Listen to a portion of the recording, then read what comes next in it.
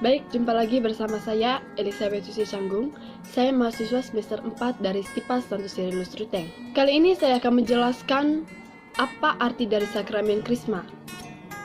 Nah, langsung saja saya akan menjelaskan.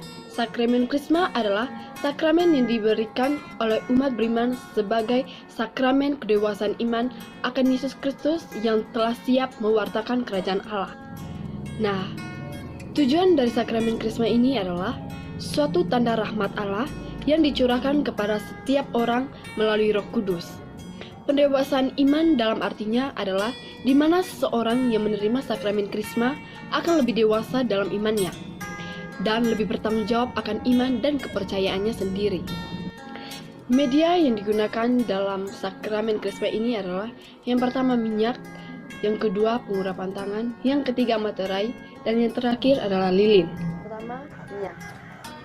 Minyak, salah satu simbol sakramen Krisma yang sangat paling kita kenal adalah minyak ketika kita menerima sakramen Krisma. Kita akan menerima pengurapan dengan minyak oleh uskup atau oleh imam bagi orang yang baru masuk Katolik. Minyak yang dipakai di sini tentu bukanlah minyak goreng yang dipakai untuk memasak, melainkan minyak yang dipakai pada sakramen Krisma adalah minyak yang dapat dipakai untuk pijit atau sebagai obat. Umumnya minyak pada sakramen ini berasal dari minyak zaitun yang diberikan balsem pewangi. Minyak pada sakramen Krisma memang memberikan makna sakramen minyak suci berupa penyembuhan atau kenyamanan. Yang kedua adalah pengurapan tangan. Setiap penerima sakramen Krisma akan menerima pengurapan. Pengurapan ini menjadi simbol sakramen Krisma yang penting. Ketika kita menerima sakramen Krisma, kita telah bersedia untuk menerima berkat dari Tuhan. Pengurapan tangan menjadi bukti pemberkatan dari Allah untuk kita. Pengurapan tangan tidaklah bermaksud untuk memberkati kita dengan kekayaan material. Melalui pengurapan ini, kita mengundang Roh Kudus untuk tinggal di dalam kita. Yang ketiga, materai. Roh Kudus diberikan Allah sebagai janji bahwa Allah telah memberikan keselamatan. Roh Kudus menjadi seperti materai yang kemudian menjadi salah satu simbol sakramen Krisma dan juga simbol sakramen baptis. Materai membuat sebuah perjanjian tidak dapat diputuskan secara sepihak. Hal ini sama seperti keselamatan, bahwa keselamatan tidak bisa dihilangkan begitu saja oleh manusia. Allah pun berkomitmen bahwa keselamatan yang sudah diberikan tidak akan ditarik kembali melalui materai tersebut. Kita menerima status baru sebagai warga kerajaan Allah. Yang terakhir adalah api.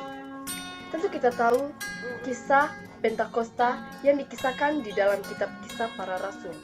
Setelah kenaikan Yesus ke surga, Roh Kudus diturunkan dalam bentuk api yang memberkati setiap orang yang telah mengikuti Kristus. Kejadian Pentakosta kurang lebih serupa dengan apa yang terjadi pada sakramen Krisma. Penerima sakramen Krisma menjadi orang yang mengikuti Kristus dan menerima berkat Roh Kudus. Oleh karena itu, api kemudian menjadi salah satu simbol sakramen Krisma. Itulah beberapa simbol sakramen Krisma.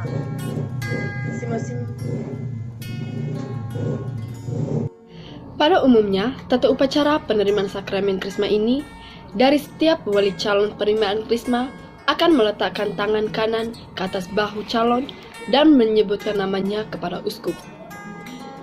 Nantinya uskup menerima minyak Krisma dari diakon yang mencelupkan ibu jari pada minyak.